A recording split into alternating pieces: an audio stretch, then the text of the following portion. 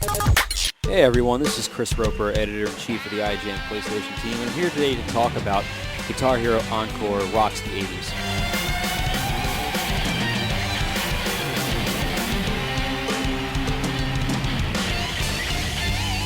Guitar Hero Encore Rocks the 80s is basically an expansion pack of sorts. It's a standalone game, but it's pretty much an expansion from Guitar Hero 2. A lot of the characters and venues, and in fact all of the characters and venues are the same that you'll find in Guitar Hero 2, but they've been updated with an 80s look. That includes the venues as well. You'll see posters and stuff that reflect the time period, but pretty much all of the content you're going to see that far is the same.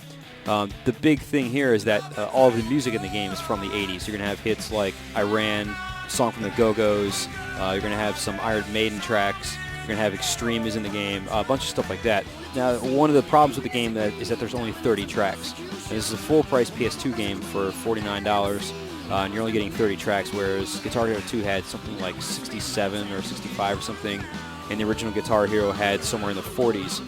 And so this is far and away the smallest track count, and there's no new gameplay to be found. It plays exactly the same as Guitar Hero 2. The content's pretty much the same with a slight makeover, so all you're really getting is a makeover of some stuff and all these new tracks, which would be fine if the new tracks were good because people are, they're buying up the tracks on the 360, no problem. Everybody wants new tracks for Guitar Hero, but the issue is that most of the tracks in the game aren't all that fun.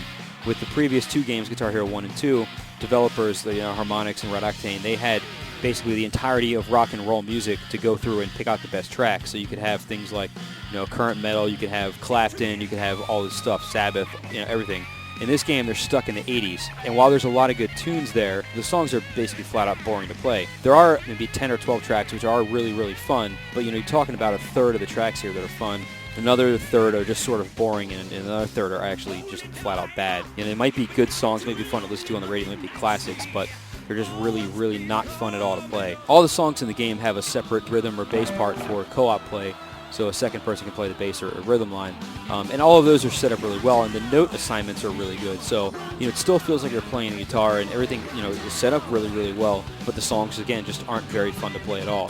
And that's really the game's weakest point is any music game lives or dies by the quality of the music that you're playing. And if the music just isn't that fun, it's not interesting, you're not actually having an interesting mechanic to play there, then the game's not really going to be that fun. And that's the problem with Guitar Hero Rocks the 80s. For $50, it's not really worth the price of introduction. And I mean, even if this game, hits like the greatest hits or something and it's available at $20 at some point, it's still kind of a question mark whether you want to pay, basically $2 for a good song because you're going to skip 2/3 of them. I mean, if you're a huge Guitar Hero junkie, I don't think you're really going to pass up on this just because it's, kind of gives you more tracks to play and kind of completes the collection so far. But, if you're sort of casual on the fence or whatever, you're way, way better off going with either Guitar Hero 1 or 2 because you have a lot more content in there and just a bigger experience.